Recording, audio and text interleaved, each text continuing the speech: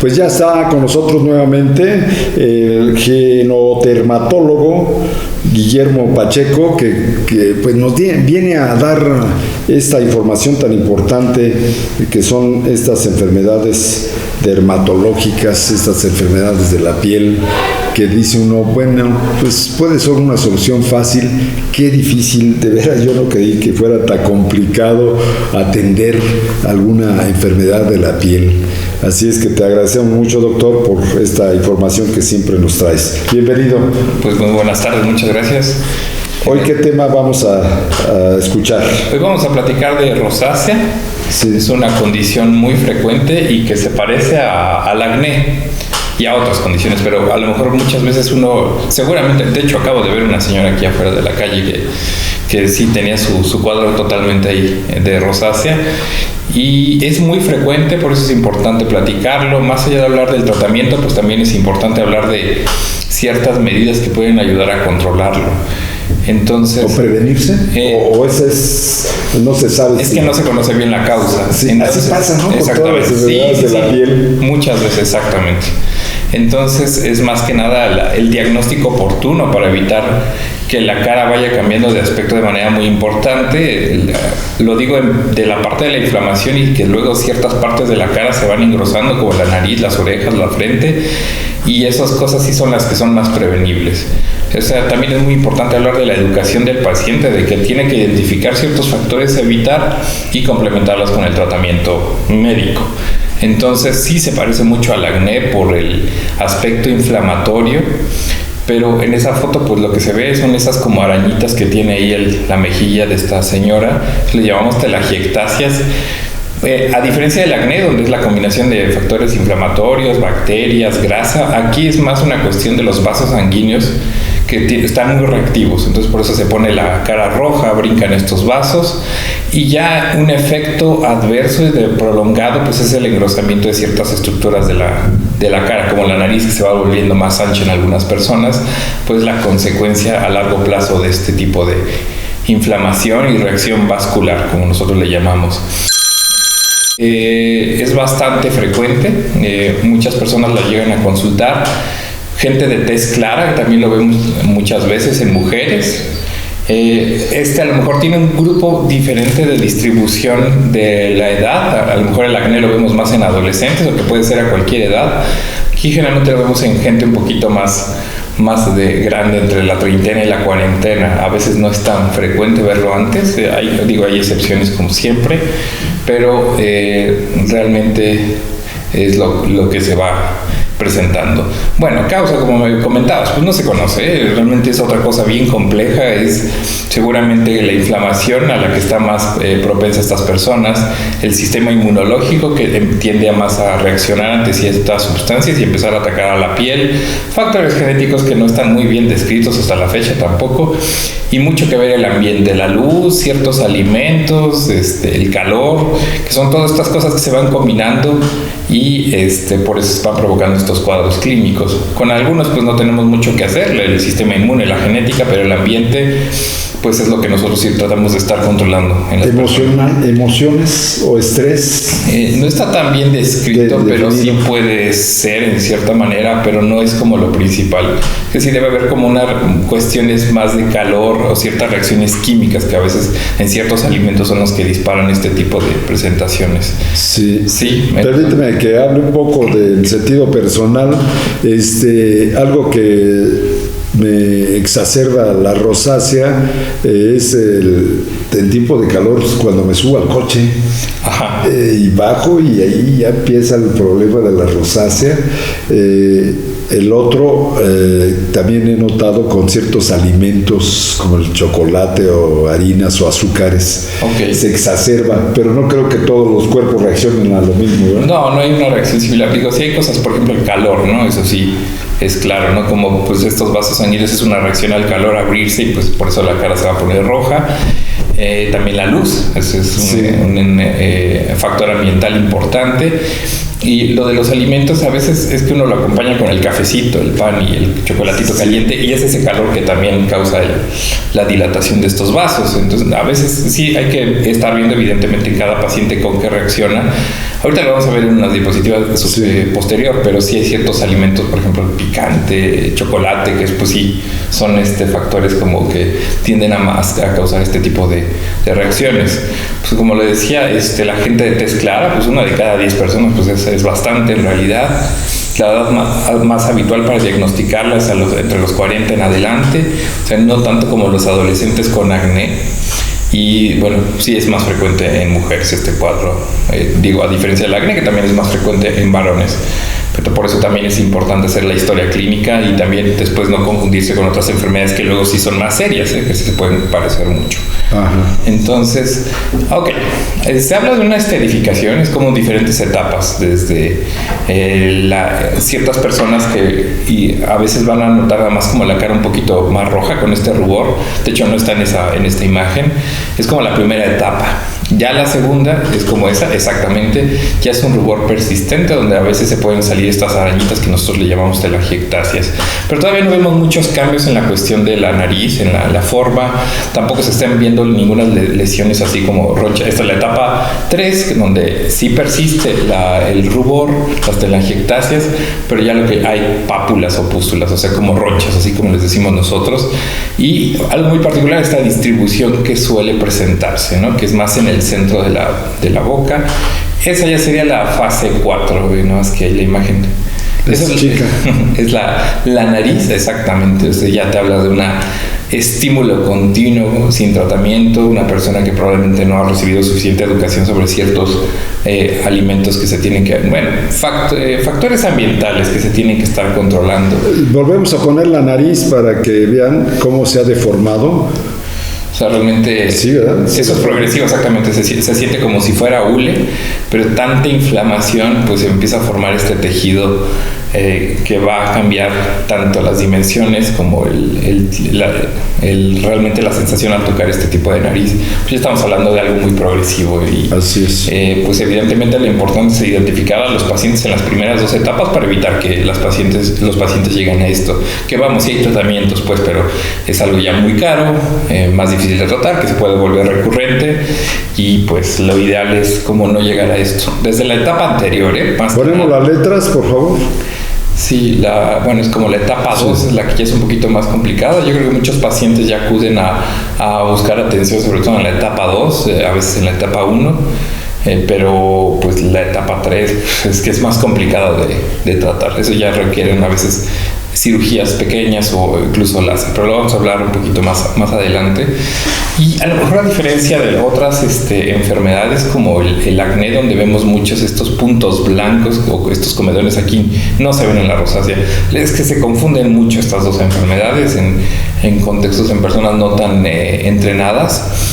Y, bueno, se salió bien chiquita, ¿no? Pero sí, ahorita la acercamos. De entrada, pues lo que pasa es que hay que hacer la historia clínica también. O sea, en el acné, pues realmente, pues la alimentación no es tan directamente asociada a la inflamación que presenta la cara, es como más un mito, pero aquí si hablamos de líquidos calientes, el café, los tés muy calientes, condimentos como el picante, cosas como la canela, pues también pueden causar estas, pero no es una reacción tanto del cuerpo, sino es la dilatación de los vasos también que causa esto.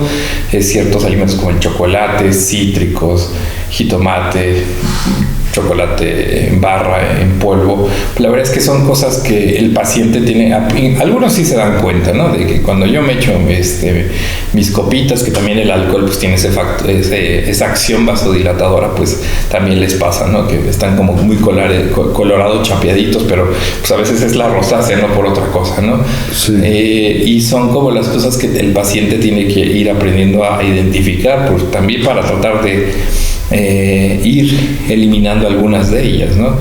La luz, evidentemente, la radiación, a estos pacientes siempre se les pide mucho apego con su protector solar, y el calor, ¿no? Pero calor hablo de, bueno, eso puede haber situaciones como una ducha caliente, pues también les causa la vasodilatación.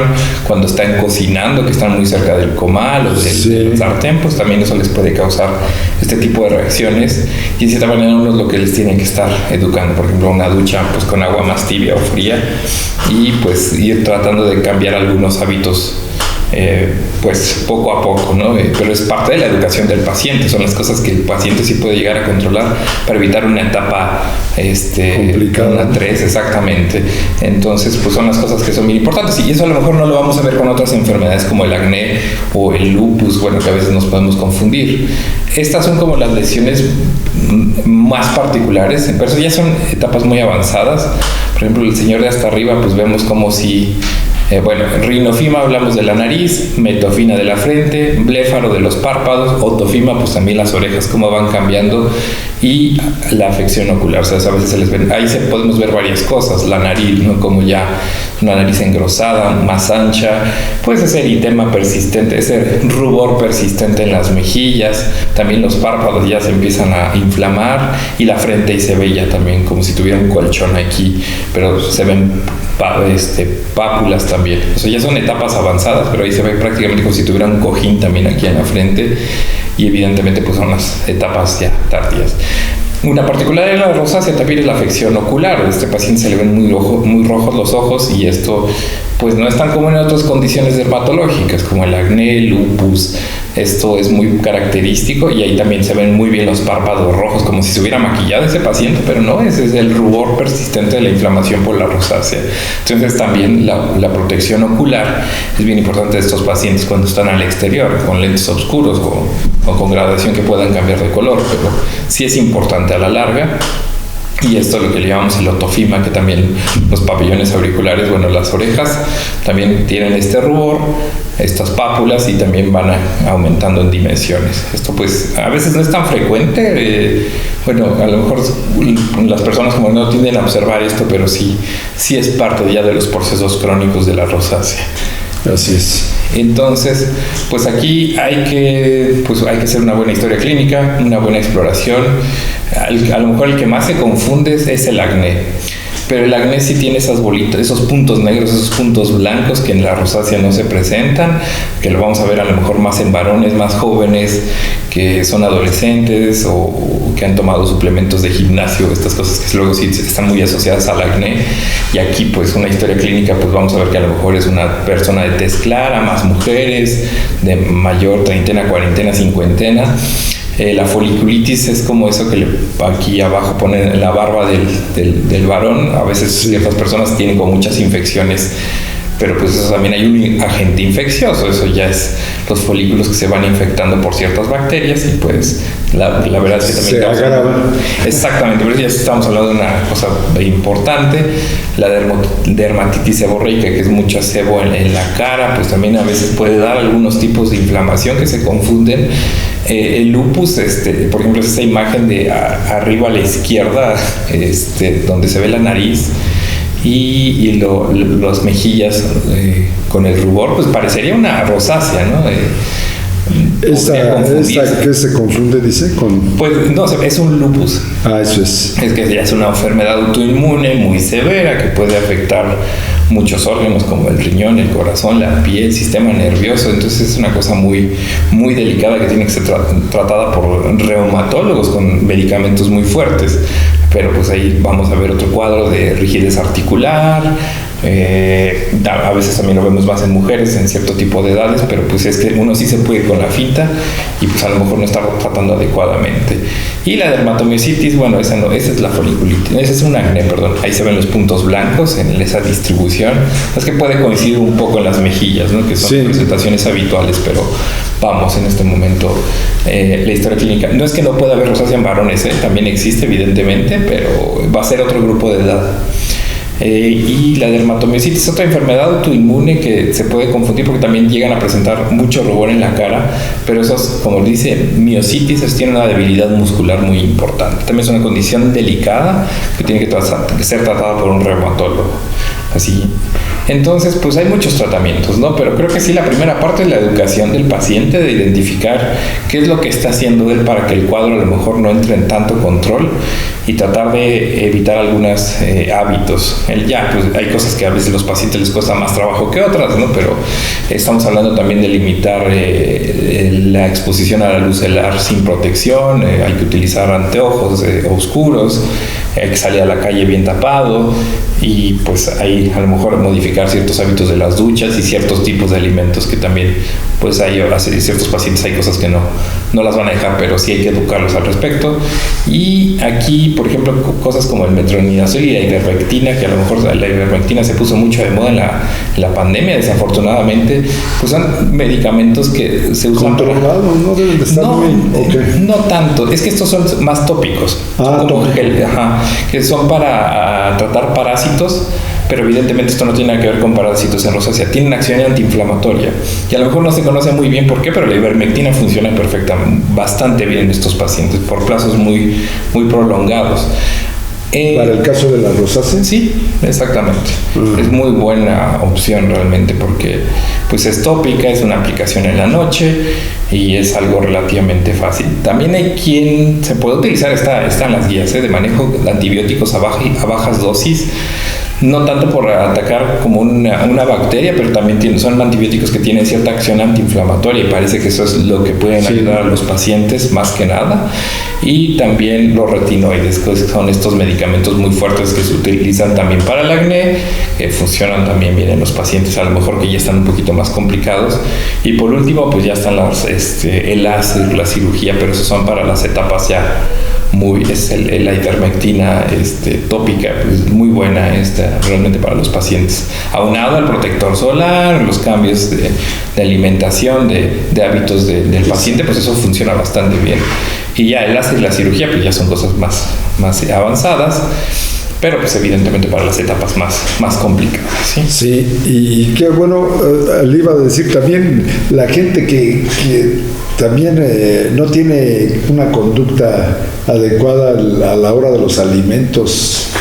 Me decía por ahí un especialista con la cuestión de la rosácea, que pudiera afectar también eso.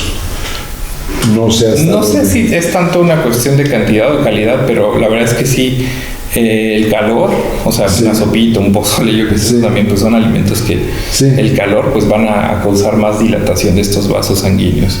Es lo que hay que estar tratando de modificar en estas personas. Volvemos a lo mismo, todas estas enfermedades dermatológicas, doctor, precisamente la ciencia, como usted lo dice, a veces no se conoce bien el origen, ¿no? Puede ser multifactorial y eso es lo difícil, ¿no? Exactamente, porque para atender pues como que habría que estar atacando diferentes puntos, o que hubiera medicamentos que atacaran diferentes niveles, como en el acné si puede haberlo, aquí en la rosácea pues es más o menos.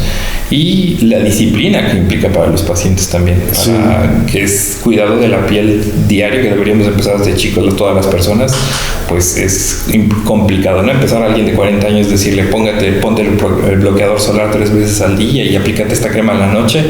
Híjole, a veces empiezan muy bien, pero ya a los 2-3 meses ya no va tan bien el apego. Es lo que hay que estar revisando también a los pacientes. Híjole, pues sí, lo importante es atenderse a tiempo, ¿no? Sí, es lo más importante. Cuando empiezan los primeros síntomas. Así es.